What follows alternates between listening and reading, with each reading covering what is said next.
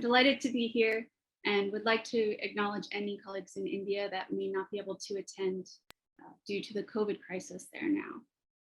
So this preliminary research on Nagas was part of a master's thesis at Columbia, and a continuation of this work will be presented in the summer at the Indology Graduate Conference, IIGRS, in which I will look next to the theme of heavenly abode and unfortunate birth of Nagas. At the earliest Buddhist monuments, cobra beings called nagas appear in a vast number of stone carvings and painted images across the Indian subcontinent. Marked by their tremendous devotion, nagas are illustrated as protecting the presence, the teachings, and the Buddhist relics over the course of the early narrative traditions. Nagas are semi-divine beings that have the extraordinary ability to inhabit abodes beneath the water and also interact with humans above the surface. While worshippers have already attained progress on the path towards enlightenment because of their birth as humans, nagas are confined within a transitory status and often have deep aspirations to become human. Nagas are the perfect counterpart to the Buddha in sculptures, as their fluid ability to transform bodily shape expresses their association with moral self-transformation. Their ability to change makes the act of seeking a living Buddha visible for worshippers who seek presence through the relics within the stupa. The representations of Naga bodies in proximity to the Buddha in visual form illuminate ideological trends in early Buddhist worship. In a unique sculpture from the site of Gorant circa the 2nd century BC, one Naga king and two female Naginis behind him on the lower right have small cobra hoods extending above their human heads.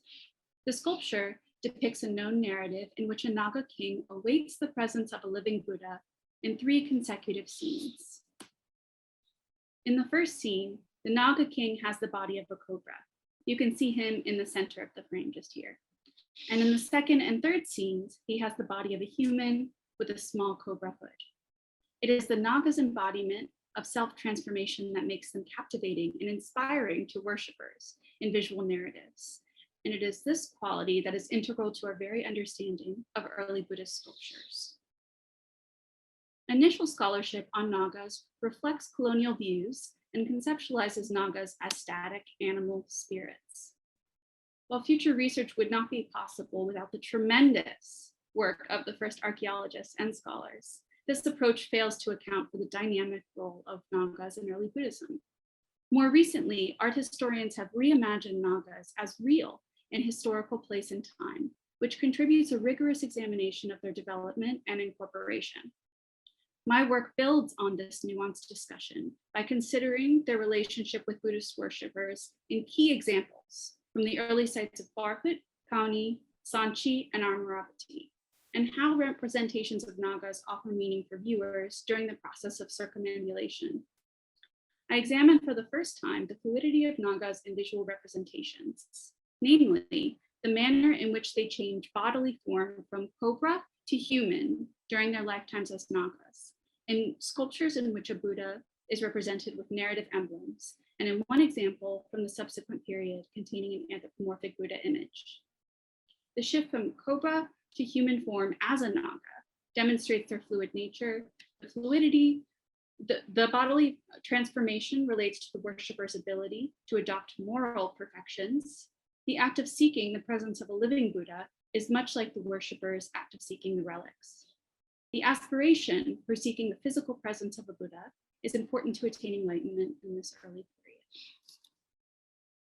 At the stupa of Gorant from 2nd century BC, a carved monument that contained relics for Buddhist worship but is no longer intact, there are a variety of semi-divine beings that compare with Nagas. Outside of a majority of narrative reliefs depicting stories from the Buddha's past lives are a unique set of inscriptions identifying figures. These figures represent semi-divine beings, including yakshas, yakshinis, nagas, and devatas, each sculpted on the pillars of the railing that once enclosed the stupa. For instance, here we have Chandayaki and Chakavaka Nagaraja in this slide. Vidya Teja has estimated that out of the remaining pieces from the site, a third of the sculpted materials that would have been devoted to semi-divine beings. Nagas are one of many types of beings found in early Buddhist sculptures at Barhut and Sanchi.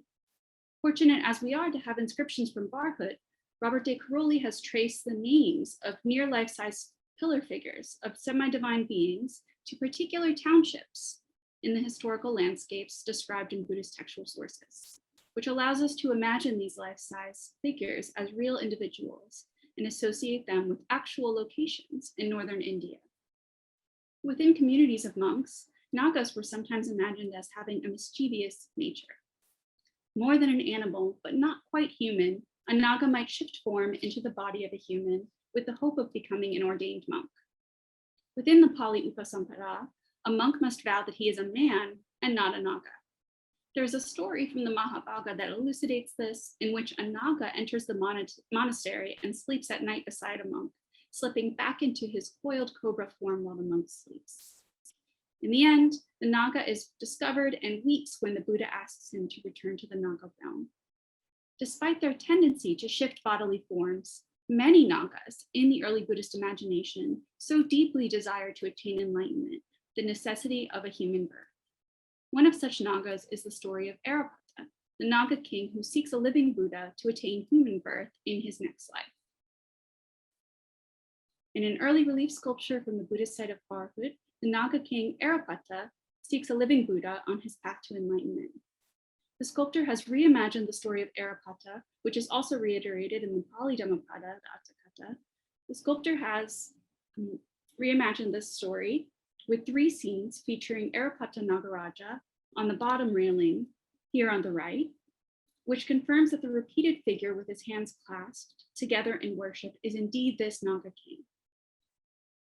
The inscription to the right of the kneeling king, in the center or left here, Arapata Nagarajo Bhagavato Vadate, which translates to Arapata, the naga king, worships the Blessed One, identifies this tree and stone seat of the king's veneration as a living Buddha. A separate donative inscription on the left reports the pillar gift. As in the text of the Dhammapada, the king bows to the living Buddha. The Buddha is indicated through the empty stone seat and tree above. As is typical of this period in Buddhist art, and I don't have to tell you that the first occurrence of the anthropomorphic Buddha occurs in the 1st century. The artist highlights the bodily fluidity of the naga king in 3 scenes, from 5-headed cobra form to human body with cobra hood when he approaches the Buddha in the final 2 scenes. In the 1st scene, the Brahmin Uttara is sent by the Buddha to Arapata, king of Nagas.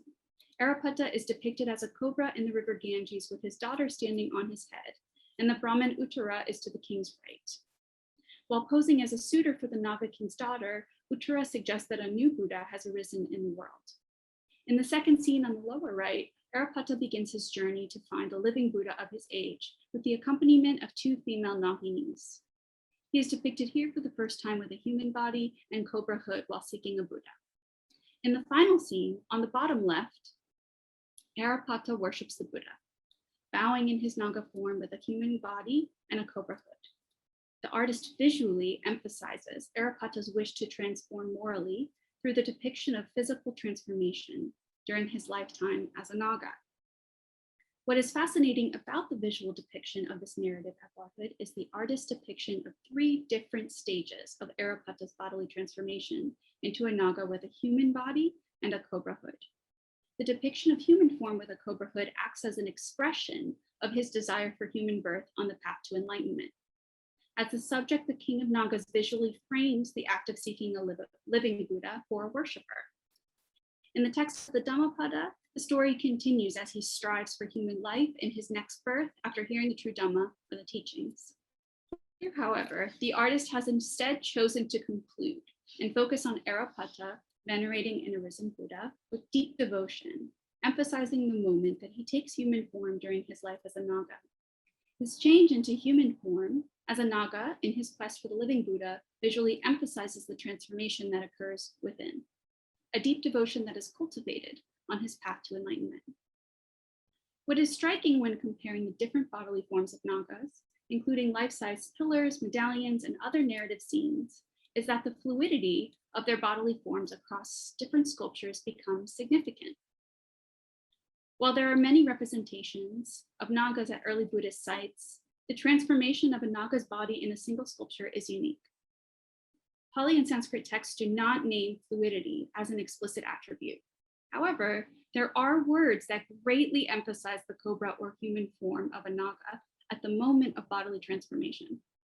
For instance, the disguised naga sneaking into the monastery in the aforementioned story from the Mahabharata initially expresses shame towards his own naga body. However, upon joining the monastery as a quick but faulty means to gain enlightenment, his bodily change is indicated in the text when he approaches a monk in order to fool him with the beauty of a man, manava kavanena. Yet it is not always clear why artists chose to depict nagas in the body of a cobra in some scenes and in the body of a human with a cobra hood in others. While it is possible to suggest that what remains of text and image with nagas today is only a small portion of what once existed, what if the perception of nagas in early Buddhism was just as fluid as the visual record of the depicted form that remains? The nagas were understood as dynamic creatures that were constantly shifting physical form, and that artists consciously express bodily fluidity across images in support of their role as exemplars of moral self-transformation for Buddhist worshippers. As sculptures from this preliminary essay bring to light, I suggest the fluidity of their depicted forms is crucial to showing their ability to change. There are several possible reasons why this aspect and other features of nagas have been overlooked since the scholarship on early Buddhist art began in the colonial era.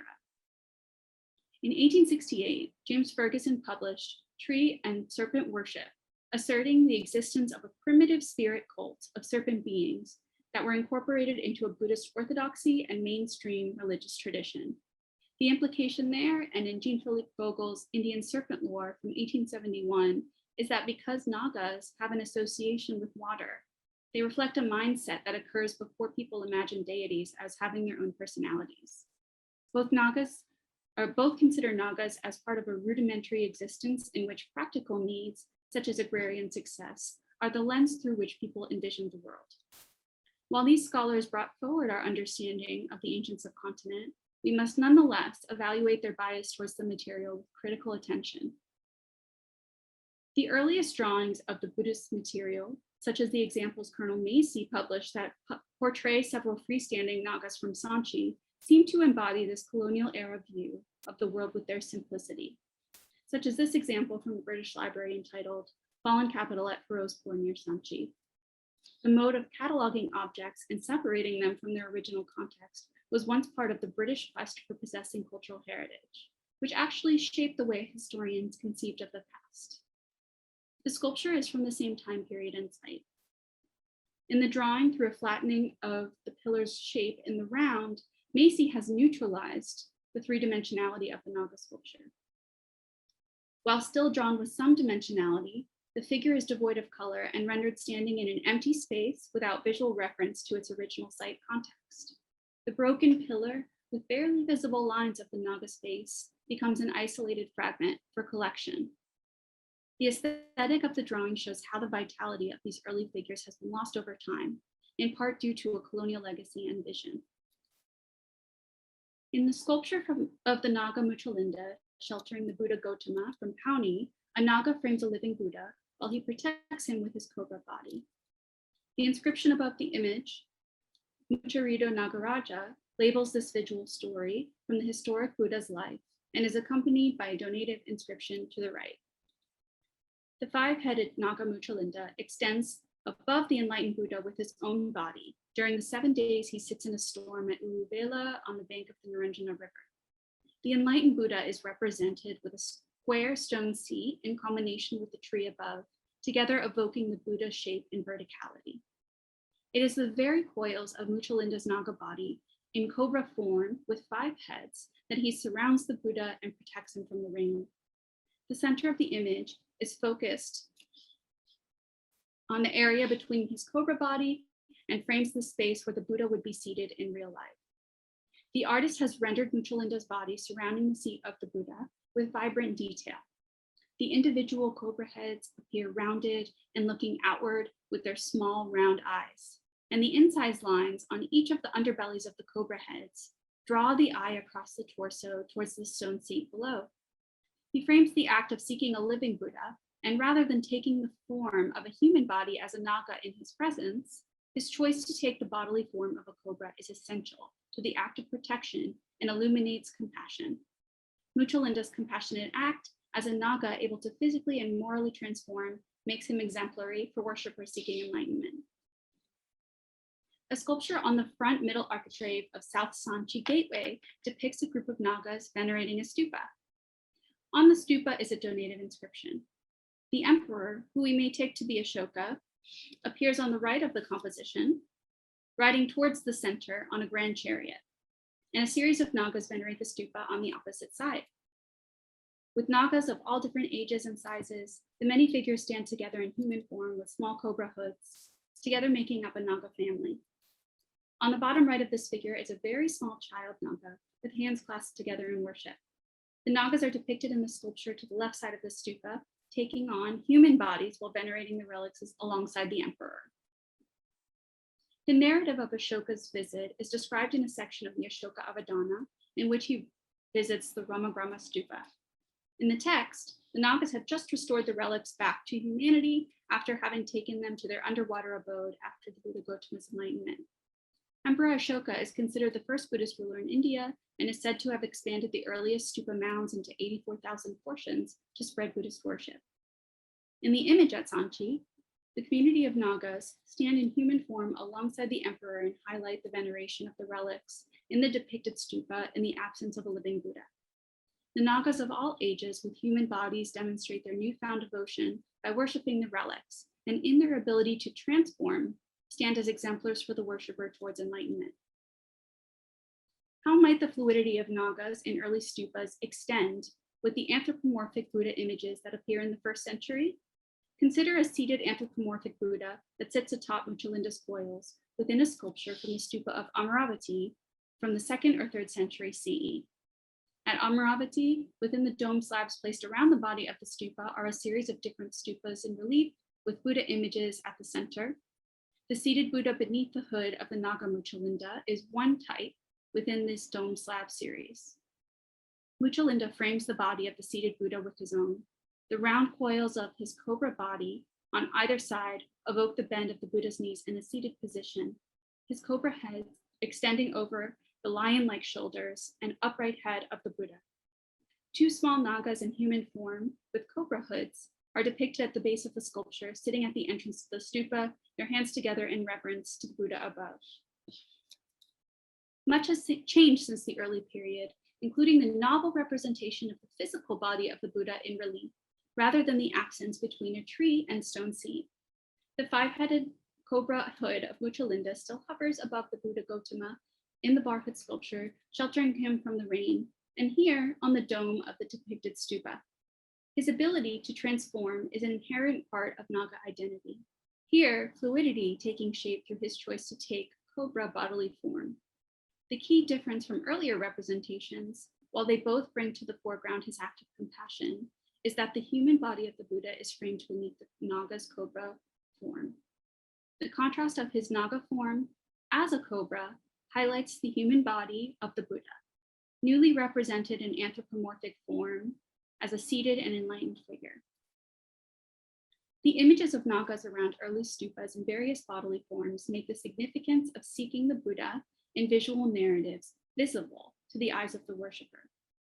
Rather than looking to individual sculptures of nagas in a single frame on the page of books, I consider how nagas would have appeared in different bodily forms across the railing of a stupa.